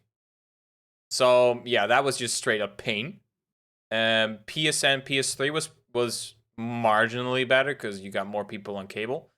Xbox was fine. Xbox was fine, but that's because like Xbox Live has had a lot better infrastructure back then. When it was like PS3 versus Xbox 360, like Xbox 360's netcode, like servers in general, like ran circles around PSN but that's also because like Microsoft actually got money for people like that wanted to play online. Sony's like, oh yeah, it's free, but yeah, it's free, so you can expect like shit quality. But PS4 actually wasn't that bad. It was still bad, but not as bad. And PC actually was relatively playable. It still wasn't great, but it was still pretty playable. But Parsec just again runs circles around it. And I played it last Friday. I had so much fun playing just Dragon Ball and just throwing out random charging stars with Cap. It was amazing. I loved it. Just best move in the game. Charging star goes full screen, projectile invul. To do anything, just you have 2 invincible supers you can do. You have the projectile invincible super with a mega charging star, or ultra charging star, or hyper charging star. And if they do a physical attack, you just do hyper stars and stripes. Yeah, it's a DP. Yeah, or level 3, but Cap's level 3 sucks. So yeah, that's my small tangent on Marvel 3. But yeah, that's I kind of want to do like a Trash Talkers Marvel 3 tournament. That sounds pretty. I might jump in. I kind of want to play as well. Marvel on Hitbox, so it'll be a reason. Yeah, I just picked my stick. I played Marvel and pad. There might be a moment where we need to have like a Trash Talkers Combat Edition if we get Omni on as well. Like the 4 of us, like the most regular hosts, we just go to fucking on each other. That will be fun, actually. Just like, because I actually kind of want to do that. Just like the Trash Talkers crew, quotation marks. Just like having a fighting game evening and just we play a bunch of different fighting games. Like make it a little like video games type of thing. But yeah, that's oh yeah, that will be I'll do that sounds like fun. Most things. Well, I've tried most things. I definitely can't play anything, but I've tried most games. Yeah, well, I'll make sure my Rev is installed and Just Street Fighter 4, let's go. Street Fighter 4. I play Street Fighter 4. I actually kind of like playing Street Fighter 4. Okay, you know what? If we're saying this, then I'm actually going to like hop into the Street Fighter 4 lab at some point and actually make sure that I know some of my stuff again. Has anyone got it on Parsec? Because I haven't got it on my PC. I've only got it on PSN. Yeah, I got Parsec. I got the Steam version hosted. Oh yeah, then I'm down. I'll happily do this. But honestly, the Street Fighter 4 netcode is not that bad.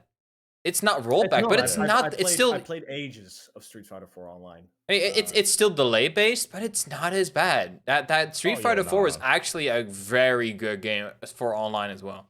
Mm-hmm. Yeah, no, I just didn't buy it twice. That's the only reason. Fair enough. Good point. And we can even put in the ground rule that if you play Evil Ryu or Yun, that you're no longer welcome on the show. That's we make the rules around. But I like Evil Ryu. If you pick them and lose, then you're not actually. Yeah, if you pick them and lose, you lose your right. I mean, that's me in a nutshell. I pick Evil Ryu and I still lose because I'm trash at that game. I can't even do the 1 frame link, man. I'm not a certified Evil Ryu player. I cannot even do the axe kick into the low jab link. I'm bad. Yeah, that link. Don't worry, the Sakura link. Every Sakura has to learn. It's fine. But yeah, I would be down for like just a fighting game night. Just like shoot the shit, just play some games, shout at each other. That would be kind of nice. Would be kind of nice. Shout at each other. This is a thing I have with fighting games. In my observations of fighting games, I try to keep it. Wholesome. But when I'm playing, I'm so toxic. I know. Bullshit. You're bullshit. That's bullshit. The combos suck. I played Dragon Ball I played Dragon Ball with you last Friday. I got scared.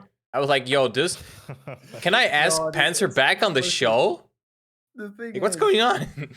I don't even like. It's all bull. What I'm saying. It's absolutely. It's just salt talking. Yeah, it's just salt talking. None of it should be taken remotely seriously. It's all bull, and I would go on record to say that it is absolutely. I ended quite a few streams with me being salty. I'm like, yo, no, can't deal with this stuff anymore. That's the stream. Good night, everybody. Peace. Fellas, I'm out. I remember once I was playing Dragon Ball on my stream, and one of my regular chatters, is a guy I know in real life. He doesn't play fighting games. I just went to high school with him. He was in the chat, and he said, "Man, you really like these games, don't you?" And I stopped, and I was like, don't you ever doubt my love for these games. I have been shouting at this game for like 40 minutes, just going, this fucking character is bullshit. It's the worst. And then sometimes you get on the game and you play like 8 sets in a row and you don't get salty at all. And it's like, I'm having fun, I'm having a good time. And then one set goes wrong. And you throw your controller out of the window. I've never thrown a controller, I will say that. I am very careful with my stuff. I will respond to that after C4 has said the things that he said, but I do have a story for like destroying a controller, which was actually very recently, but it's not fighting game related, but I'll tell that in a bit. I couldn't throw a controller because I had a hitbox. And I've got my old hitbox. It's the one behind me. I kind of want to get it down, but it's like super heavy. It's MDF and plywood. Oh shit. Unfortunately, I can't show weight. But it looks heavy. That's got wood in it. Like, it's a beast. All my back muscles are from carrying this in a backpack, but I used to carry this to tournament. Can't really see inside of it, but you can't. Oh, that's pretty sick. But for some reason, I was convinced that Ronan, like my favorite Marvel character, was going to be in the Marvel game. That's not happening. And he never was. Yeah, but I did get the hitbox in the shape of his weapon, which I thought was cool. So yeah, I used to. So that's why it has that arch. Oh, Ronan from Guardians of the Galaxy. Yeah, I mean that's the really bad version of Ronan, but yeah, that character, yeah. I mean, my Marvel knowledge is Deadpool and MCU stuff. To be fair, I know 2 people that knew Ronan before I had to explain it to him in my lifetime. So, how is he in the comics though? Is he like just like is he as cheesy as he is in the movie, or is he just like a really cool bad guy? He's kind of like a vigilante. So it's like Taskmaster. Real quick. No. So you know the Kree, the blue guys? Yeah. He's basically their judge, jury, and executioner for their like law. So he just follows the rules. If someone needs to go to prison, he'll catch him, take him. If they need to die on the spot, he'll kill him. That's just basically him. He's like Judge Dredd. There you go. He's Judge Dredd. Oh.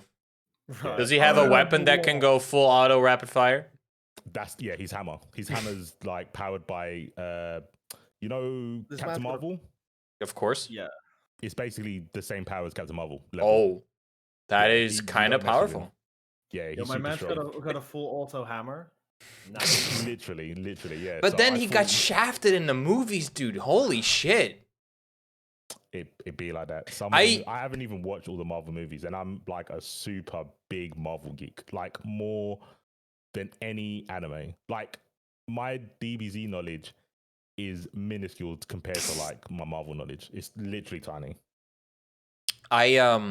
Okay, so I want to talk about Marvel real quick. The most of my Marvel knowledge, like from who characters actually were, is actually from Marvel vs. Capcom.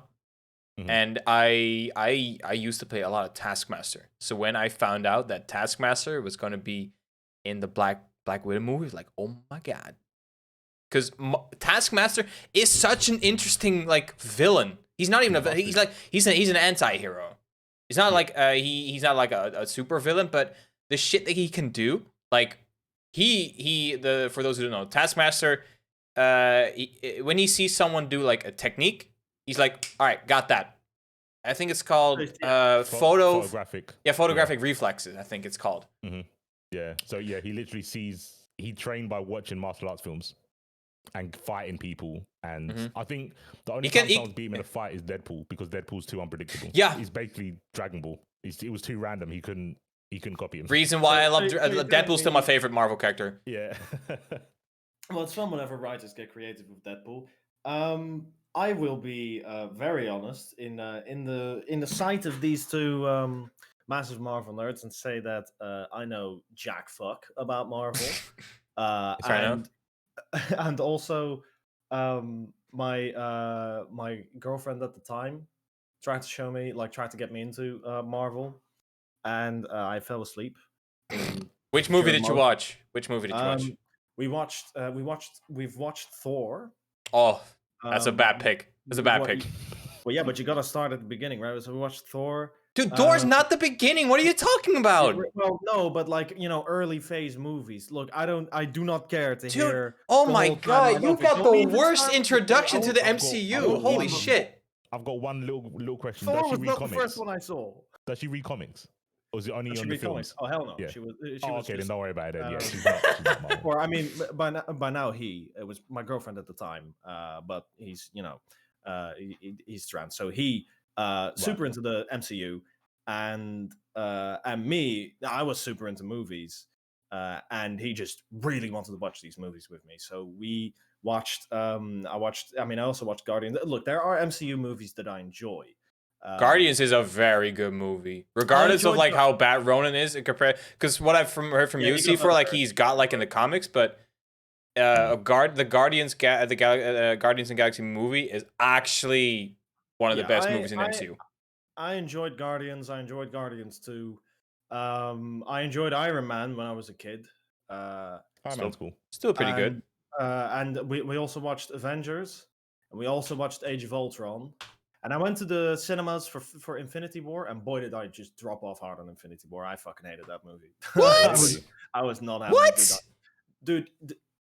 That's a hot take. Don't tweet that. Don't ever tweet that out, please. I could tweet that if I wanted to. No, you wouldn't. I thought Infinity War was a boring mess, and I was not gonna go in for extras on Endgame, so I never watched. Clip this, and put it on Twitter. You know what I will Do it. say? I think this will resonate with you. So, have either of you seen the real what's it called? I don't know what to call it. When the anime's live action. There you go. Have you seen the live action Death Note? I have. I have, So, and I had to do it with a friend over a bottle of vodka. So I didn't watch it because I knew it was going to be bad. And I would say the movies compared to the comics are literally that. Like, you know, when people say anime and manga, the manga's better. That's what the MCU is to the comics. Yeah, I mean, I get that. I'm just not much of a, like, I don't really jive with Western comics generally. I try to, and that might just be bad experience because most of what I've read is from DC, which is at this point a hot mess. So DC comics are good, but yeah, the DC movies. no, the DC movies, I don't even bother with those. But yeah. I got some fresh hot takes for all of y'all. While we're on it, right? So step one is that the MCU I don't enjoy on the whole, and I didn't like. I understood the hype because it was like, oh, you know, these are movies that are like enjoyable for a lot of people, but I just find them really boring. But I understood the appeal to some point. Okay, and I have much the same opinion about Fire Emblem Awakening and Fates. Those games suck. You're a big Fire Emblem. Okay, so okay, Fire Emblem nerd. I recently spent 200 of my well-earned euros buying this limited edition Ike statue. It's the only one. It's the only statue of Ike that exists. There is no other one other than the amiibo. Which the amiibo, I've got it downstairs. Actually, I have that one as well. Looking at. But either way, it was given to me by Hecky actually. Listen, Awakening's characters are trash, Nick. Don't even come at me. Awakening's characters Pan. Okay, calm down. I want to touch on the. I'll wipe off with these takes. I still want to. The thing is, I like the MCU so much that I have every single movie except for Far From Home. Every single movie I have on Blu-ray except for Hulk, because Hulk is just trash. Hulk is not an MCU movie in my honest opinion. Which one? Incredible one. No, the Incredible Hulk, the MCU one. I have every single MCU movie on Blu-ray. Other than the Incredible. Other than the Incredible Hulk, and I haven't gotten the Far From Home yet because it was too expensive. But the reason I like the MCU movie so much, you can say whatever you want about the storylines. Some of them are dumb. Some of them are not written the best. But what I think that the MCU has gotten so right is, one, its consistency. For the amount of movies that MCU has, I think it's like 23 or something movies. The amount, like after, okay, I'm gonna say end of phase 1 till now, the level of consistency is incredible. There is, since Thor 2, Dark World, there hasn't not been an objectively bad movie come out of that studios.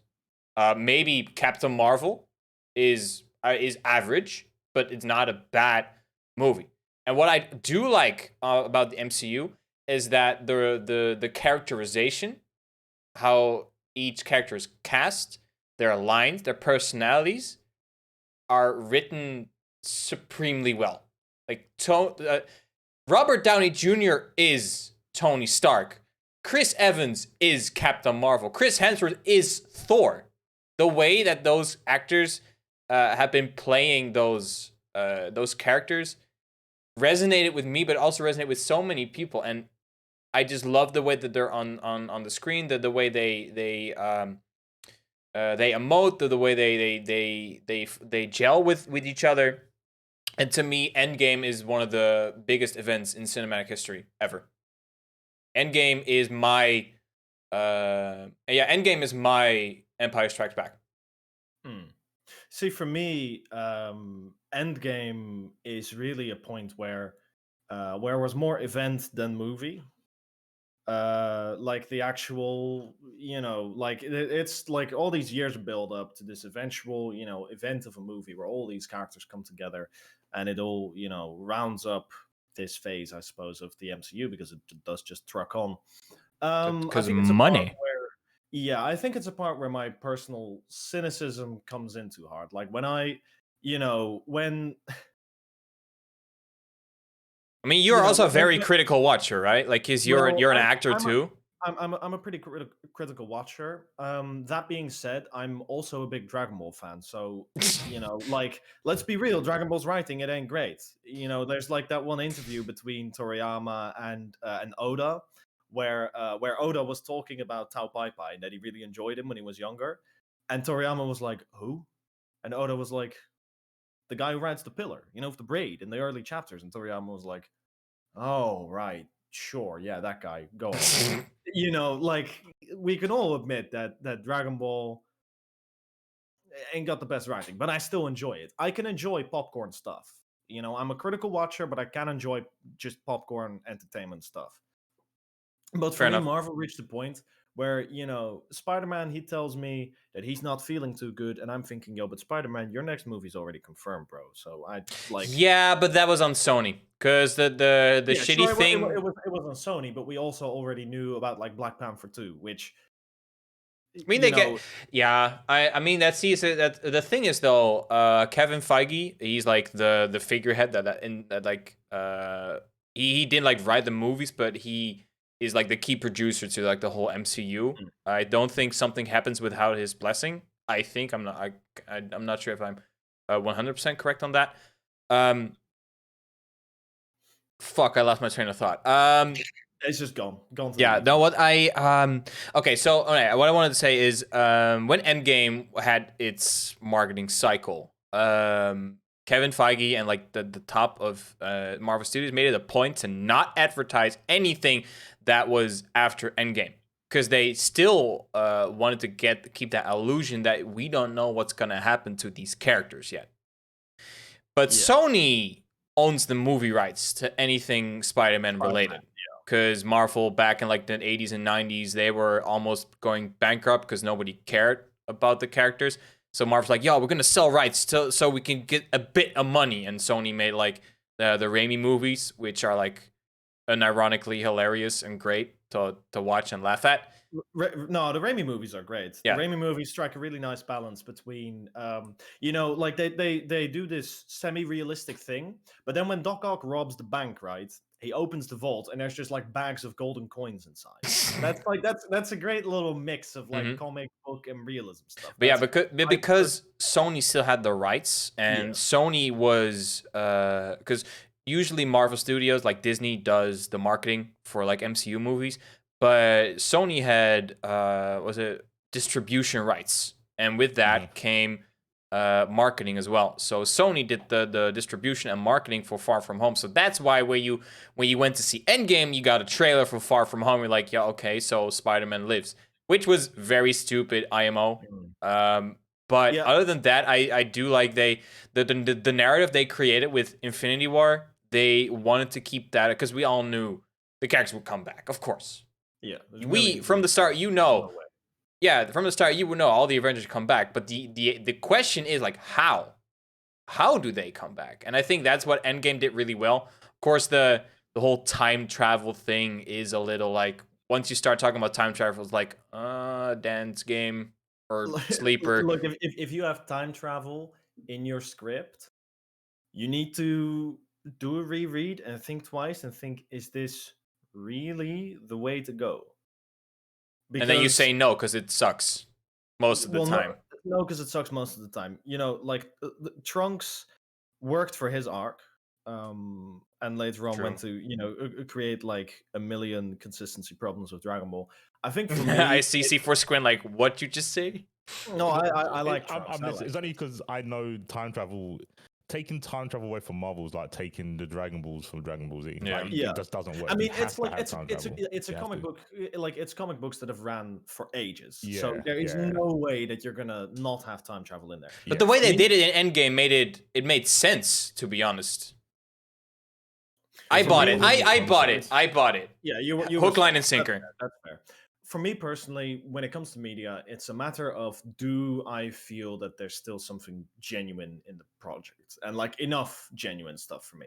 So a comparison to make is, for example, the Star Wars sequels. I don't like them. I liked Rogue One. I thought Rogue One was great. I thought Episode 7 was okay. And then Episode 8 was very bad, and Episode 9 was also very bad. I want to make clear that this is not because of the sleeper take, female protagonist can't happen. No, absolutely not. I was quite glad to see that we were going to get, a female protagonist in Star Wars. I thought, hey, high time. I heard Rey was like actually one of the good points on the sequel trilogy. Well, Rey is decent. Mostly her performance is good. Daisy Ridley does a good job. Kylo Ren is much in the same park. Like the performance is great. But like when it comes to the Star Wars sequels, Xenoblade 2 as compared to Xenoblade Chronicles, if you look at the designs alone, you've lost me. It's like, okay, you've gone full waifu mode. You've gone full, appeal to weeb degenerates and get them to buy this game. And it's also where Fire Emblem lost me. It's, like if you look at Fire Emblem 9 and 10, so that's Path of Radiance, Radiant Dawn, they tell like a subtle story about racism, about classism, about all these like heavy themes that taught me a lot as a child who had like nothing to do with these themes. It taught me a lot. And then a quick example to make is like in the Tellius games, as they're called, 9 and 10, there's a race of other people called the Lagoos, and they're the crux of like at least half the plot. They're what the whole racism point is about. Then in comes Awakening, and Awakening says, okay, these are Tiguel, they're bunny people. There is never a reference to them outside of interactions with Tiguel. Their land is never put anywhere on the map. They exist entirely within those characters. They do not have. They have no place in the actual world building. They are there to pander to furries, essentially. They are there to be like, here's bunny girls. Here's bunny girls. You guys like bunny girls? Here's a bunny girl in her underwear. Yo, guy, you want a yiff? And and Fates took that to another level. And it's like, it's a point where a whole heap of the genuine storytelling and passion behind it seems to make way for just this corporate level of like, if you put in the anime girls, then they'll buy it. So put in more anime girls and then they'll buy it. And now everybody knows Fire Emblem as the dating sim, waifu girl series. And it's also strategy, I guess. Yeah, but I heard everyone like ranting and raving about Three Houses though. Three Houses is overrated. I know Nick agrees with me on this. Three Houses is a step in the right direction. When you compare it to Fates, it's a step in the right direction, definitely. The designs are a whole lot better than Fates, and the characters get a lot deeper again. So that's all a step in the right direction. But then the gameplay is a bore, and the game is super ugly. Like it's one of those Switch games where, and I'm sure that you'll know what kind of game I'm talking about, but it's the Switch game that does not have the Nintendo polish, where it's like the textures are ugly, they're pixelated as fuck. You know, the animations are terrible. And all of the conversations happen with these really canned, like, you know, a character goes to laugh and they do a little thing, and it's like, oh, is that them laughing? Is this supposed to evoke something from me? Because it ain't doing it. Right. You know, and back in the day we just had illustrations talk to each other, and that just leaves your imagination to take over. By the way, sorry, I'm gonna cut you off because we're already over time. Oh yeah, and I can talk about this shit for hours. So Yeah, because I currently see C4 like, what the fuck's... No, yeah, we were a little off topic. I'm just taking in. We went from like Dragon Ball to Marvel to Fire Emblem. Yeah, I mean, dude, when Marvel talk was going in, I was sat back like, okay. Yeah, I just want a PanZerPan. I just want a PanZerPan stream. PanZerPan stream. I could. Do honestly, it, yo, do it. I would watch. Like, No I cap. start streaming and I just say, okay, topic for the day, Fire Emblem, and I go off. And in 4 hours, I'll still be talking. No. To be honest, I'm going to be going in circles. Do stream, and ask people to do takes, like opinion about about Kingdom Hearts, and just go off. 5,000 viewer stream for sure. I'd need to play Kingdom Choose Hearts violence. because I haven't. That would be. I could just call the stream Panzer chooses violence. I want to do one hot take. I am a giant shill for the Kingdom Hearts series. I mean, there's a scroll right behind me. Yeah, Kingdom Hearts is great. Wait, I ain't played it, so I can't. What it comes down to. Okay, all right. You can see that. That's 13. 13. That's sick. You can That's see it. sick. Okay, so Organization 13. yo, C4, I got a take that you will both love and hate at the same time. In Kingdom Hearts, everyone is Xehanort, and everyone who is not is Sora. Everyone in Kingdom Hearts who's not Sora is Xehanort. And vice versa. Who's Mickey? Which one's Mickey? Sora, of course. They have the same Keyblade.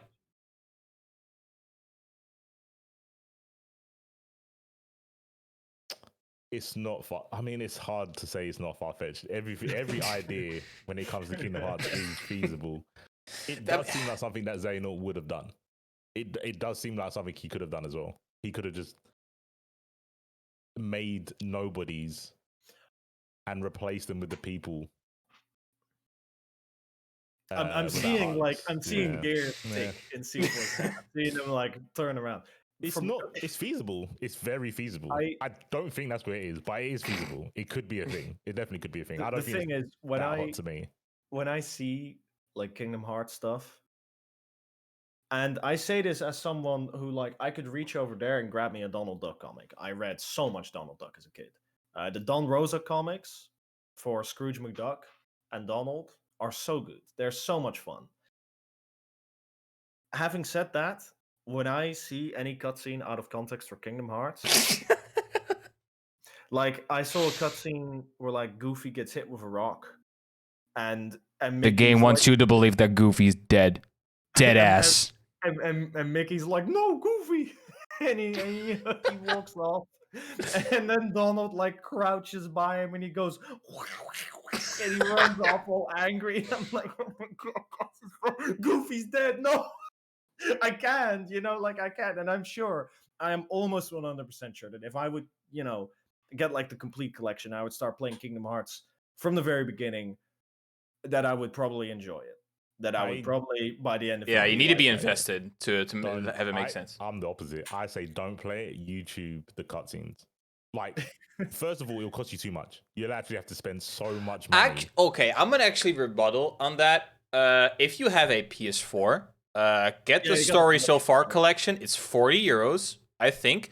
You get like every single game, bar 2, and you miss Kingdom Hearts 3. That is, in my opinion, one of the best deals you can get for your PS4. If you have one, get it. Because you only get the cutscenes for the Game Boy Advance one, right? No, actually, no. The games you can't play are 358 over 2 days and Recoded. And I say 358 over 2 days is actually a fucking great game. The story is great. I love the gameplay. Recoded is whatever. Yeah, that is kind of. To me, I played Kingdom Hearts for the story. I have no idea because I don't really like Final Fantasy. Which was the first one that you played? The first or or 2? I played it in order.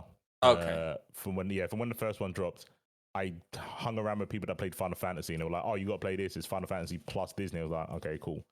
Sure. Right. Then I was like, "Damn, there's time travel." It literally reminded me of Marvel, so I just followed the story, and I'm invested in the story, even though the story is completely like bonkers. It makes no sense. You can't make sense of it. But that's the whole point. The story isn't meant to make sense, but that's why I play it. So I played. Right? Oh, Panzer.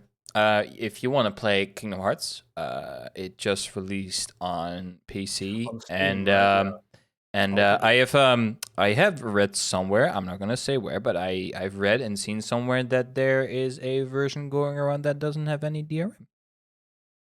Right. Do with that information that you will. I do not condone piracy. I do not condone. condone. Yeah, no, please. Please support the developers.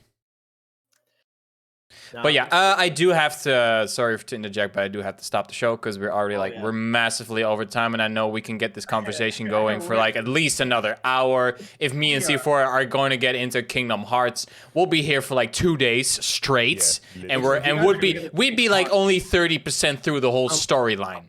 If you guys get into Kingdom Hearts, I just have to, ask you to stop for one moment and let me get my notepad, so I can. Oh, you need multiple. You need multiple notepads. I got a thick notepad and small handwriting. I'll be good. But yeah, Kingdom Hearts is like light, darkness, keys, keyholes, sleeping hearts, whatever, and there's like. Dark and heartless. But yeah, I'm just gonna have to end the show because we've been massively over time. This was more of a laid back version of the Trash Talkers podcast because sadly our prime guest couldn't make it. Sadly, Romanova.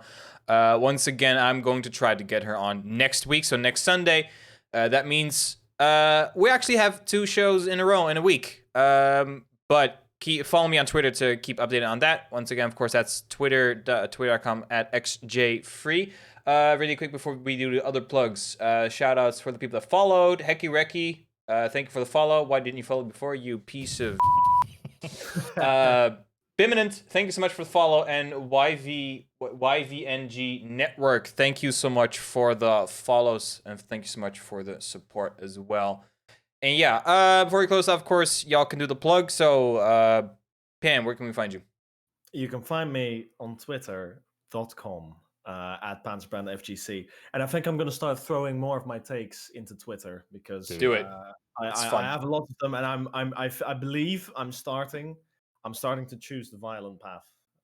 Maybe I'm spending too much time around C4. But, C4 is like Palpatine, like do it. Do it. I'm going to start throwing my hot takes out there. So follow me on Twitter if you want to hear more of those, and otherwise follow the podcast because we're going to be back with more shows like this. Yes. C4, take it away, man. I'm C4 on everything. Follow the channel. Smart explosive man, right? Smart explosive man. Yeah, that is actually going to be a tagline. Smart explosive man. I like that one. So yeah, for if you're watching the stream, of course, and on the frames, you can see actually to the right of our tags, you can see our Twitters @xjfree for me, @PanZerPanFGC for Pan, and of course for C4IQ, it's I am C4IQ or I am Smart Explosive Man, whatever is your preference. So this is check the chat. Check the chat. VIP room. Yeah. Check the Trash Talkers VIP room. I can't do that because I got you a screen capture. I'll check that out in a bit. But yeah, thank you so much everyone for watching. Once again, this was a more laid back show. Usually we talk more about Dragon Ball competitively, gameplay wise, and more fighting game related. But we had to improvise, so we just had fun. We shot the shit, and I really liked how this turned out. So thank you everyone for watching. Follow me on Twitter for the updates to see when the next show goes live. Be sure. And you can also find me sometimes on C4's channel for CBK commentary. I was there last Monday. We had a grueling 3-way tie, dude. My girlfriend was actually mad that I came. I was like 10:30 in my country, and like I actually had to go to sleep now. So yeah. My bad. No, it's fine. But you will find me on Wanted as well in a couple weeks doing commentary for the big boy Damascus. And yeah, I want to once again thank you everyone for watching. Thank you so much for following, and see y'all next time. In a bit. See ya.